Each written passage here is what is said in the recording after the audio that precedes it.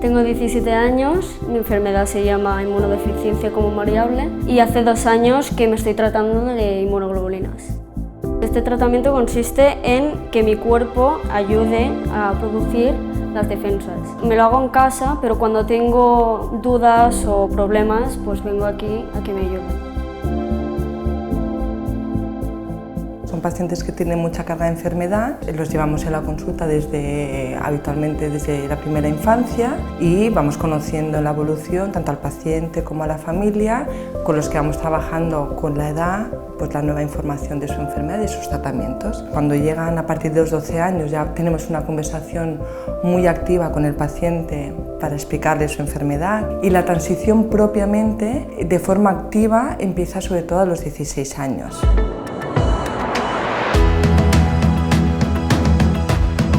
La iniciativa surge en el 2011, cuando empezamos un estudio basado en la experiencia de pacientes, de algunos profesionales y también exploramos qué y cómo se estaba trabajando en materia de transición en hospitales internacionales. Pero el proyecto se materializa en el 2015 con la creación del programa DEU, un programa transversal para todo el hospital en el que estandarizamos algunos de los circuitos que ya teníamos, también mejoramos otros y pusimos el foco en desarrollar procesos específicos para pacientes crónicos de elevada complejidad, como son los pacientes que padecen alguna enfermedad minoritaria.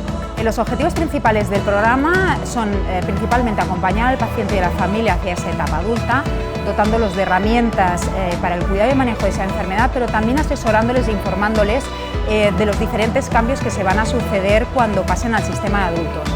Por otro lado, garantizar esa continuidad asistencial y que el proceso sea seguro, es decir, que cuando hacemos ese traspaso de pediatría a adultos, el paciente no pierde en ningún momento esa atención clínica que necesita. La gestión de la transición es acompañar durante todo el proceso a la familia desde que se acerca el momento y anticipar todos aquellos cambios que puedan venir en su vida y además cuidar el proceso de lo nuestro, ¿no? En este caso el hospital, asegurar que todos los profesionales que hacen seguimiento a estas familias pueden aportar, ¿no?, sus valoraciones y sus recomendaciones de cara a buscar el centro o el equipo más adiente que dé continuidad a la asistencia que se ha dado a esta familia.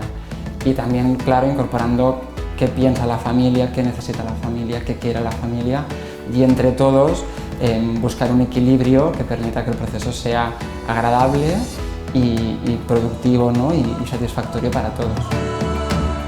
Nuestra gestora de casos es enfermera, tiene varias funciones. En primer lugar, de educación sanitaria, luego una función importante de coordinación de visitas con diferentes especialidades dentro del hospital, pero también de coordinación con el territorio y por último también todo el proceso de transición.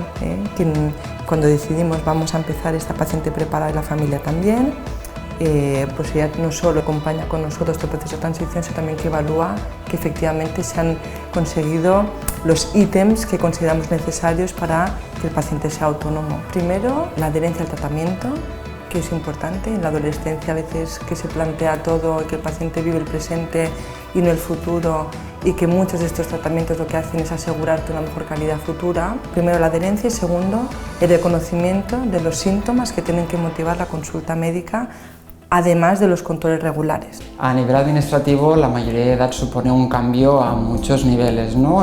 Cuando eres menor de edad ya eres sujeto de derechos, pero con la mayoría de edad aparecen nuevos retos y nuevas figuras administrativas que hay que contemplar. Podemos poner una situación de un paciente con una afectación neurológica grave que se supone que hay que poderle proteger cuando cumpla los 18 y pensar cuáles de las figuras previstas por la ley es la más adecuada en su caso, como puede ser una incapacitación, por ejemplo, y otras situaciones con menos afectación, pero que también hay que poder adaptar lo que se espera de ellos en la vida adulta. Si sigo bien, me van a cambiar a otro hospital de adultos. Me tengo que, sobre todo, independizar con esto.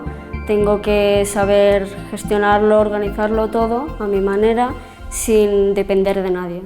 El modelo con el que trabajamos da cobertura a todo paciente con enfermedad crónica que una vez llegue a la edad adulta va a requerir de esa continuidad clínica en un hospital de adultos.